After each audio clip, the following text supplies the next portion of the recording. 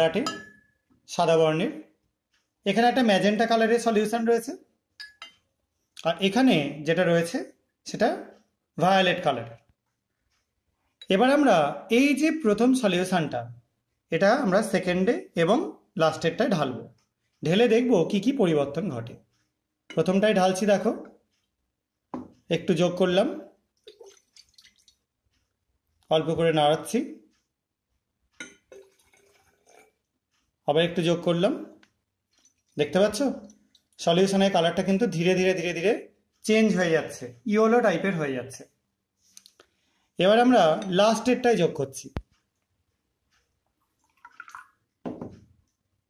এবং একটু করে নাড়ালাম, আবার একটু যোগ করছি। দেখতে পাচ্ছ এটাও কিন্তু একটু হালকা লাইট ইয়েলো হয়ে গেছে।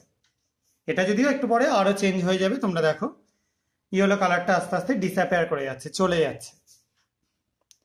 তাহলে এবার এই যে জিনিসটা পড়ে রইল, এই সলিউশনটাকে আমরা অন্য একটা এক্সপেরিমেন্টের কাজে লাগাবো। তার জন্য আমি এখানে আর একটা বিকার নিয়ে নিচ্ছি, এই বিকারের মধ্যে যোগ করে দিচ্ছে এই সলিউশনটা। দেখো কিরকম কালার হয়ে গেল।